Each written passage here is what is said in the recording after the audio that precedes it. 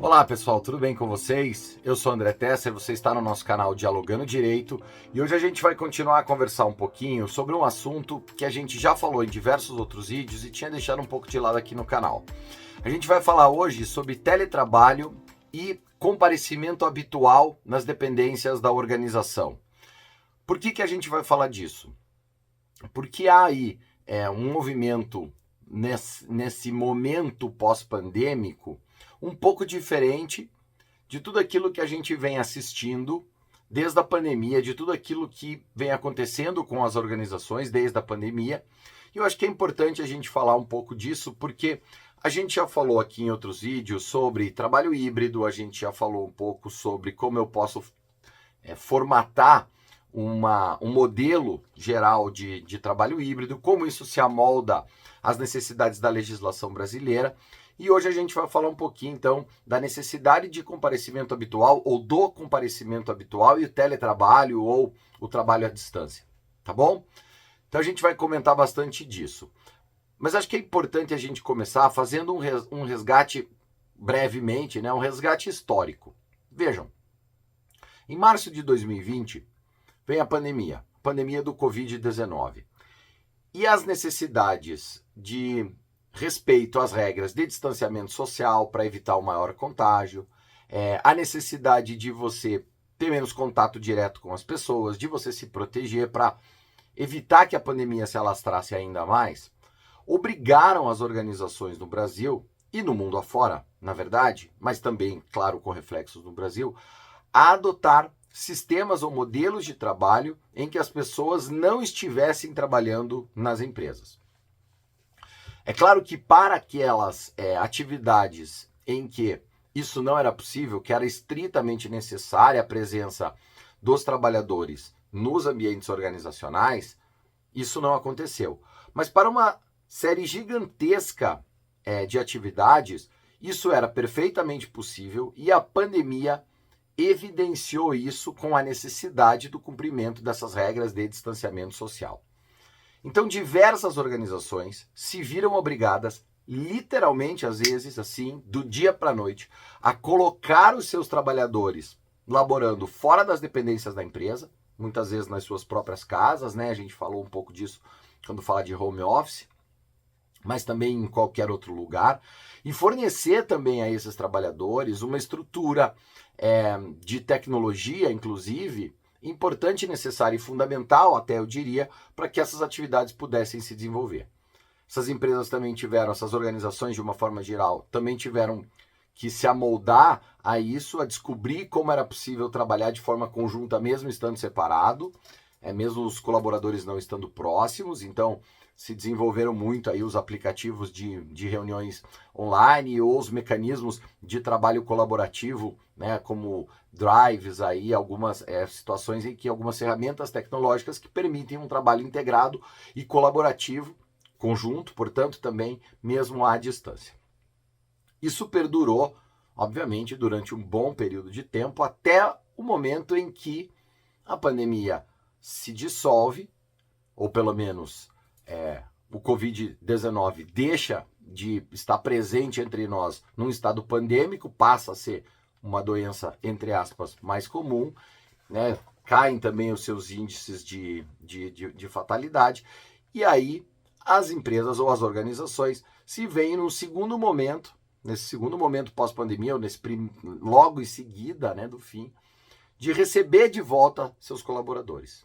Mas aí as organizações e os trabalhadores descobrem que era possível continuar trabalhando de forma remota sem perder a produtividade, ou até em alguns casos, existem vários relatos e pesquisas nesse sentido, com ganhos de produtividade. Então, nesse primeiro momento pós-pandêmico, a questão justamente das organizações era: e agora, vamos abandonar esse modelo que deu certo na pandemia? Ou vamos continuar permitindo esse trabalho, vamos continuar utilizando esse mecanismo do trabalho remoto, ou todas as técnicas aqui, como uma ferramenta de gestão importante para as nossas organizações? E do lado dos colaboradores, os colaboradores descobriram que eles poderiam e continuavam trabalhando de forma bastante produtiva e tendo bastante flexibilidade, inclusive no que diz respeito, em alguns casos, ao seu horário de trabalho. E nesses dois momentos, quer dizer, durante a pandemia, nesse primeiro momento pós-pandemia, a legislação brasileira reagiu de forma bastante rápida e também de uma forma, pode-se dizer, bastante positiva. Então, aquela regulamentação que era um pouco econômica, vamos dizer assim, do teletrabalho na CLT, por exemplo, passa a ser mais descritiva, passa a ser um pouco mais detalhada, recebe algumas alterações no curso desse processo todo e a gente passa a ter um sistema jurídico, regras jurídicas um pouco mais definidas e detalhadas sobre o tal do teletrabalho ou trabalho à distância. E aí as organizações se deparam justamente com essa questão, até porque há várias pesquisas, a gente falou disso inclusive em outros vídeos, de que os trabalhadores passam a enxergar a possibilidade de trabalhar de forma mais flexível em outros lugares, não somente na sede da empresa, como algo atraente para o local que querem trabalhar.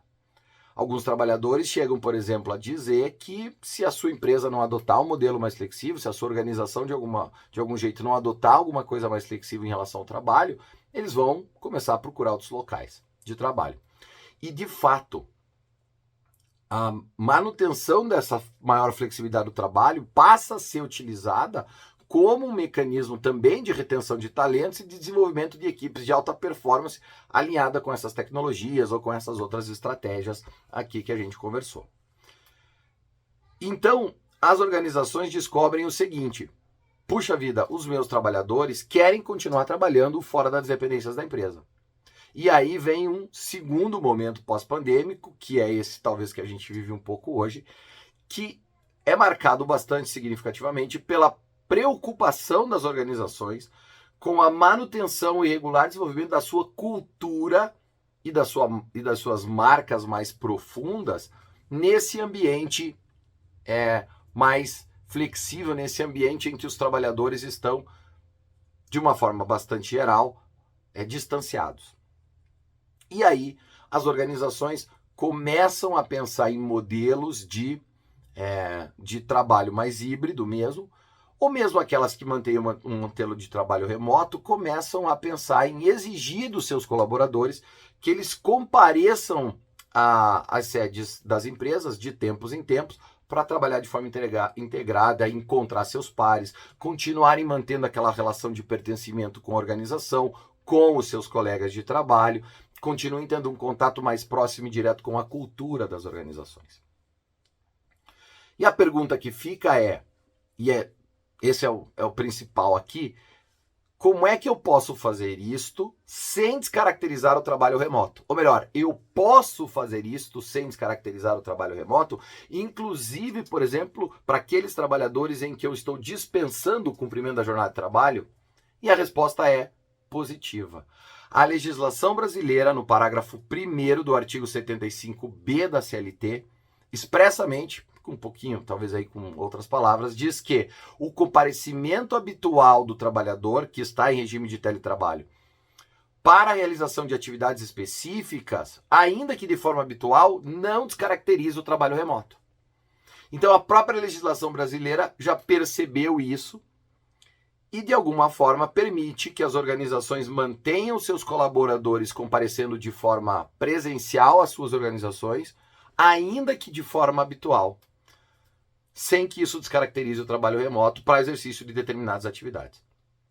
Tá, André, mas o que é essa habitualidade? Tem algum número, um quantitativo? Não, não tem. E isso é um problema, entre aspas, mas é um problema que eu penso que o legislador deixou de propósito na legislação para que isso seja construído, né?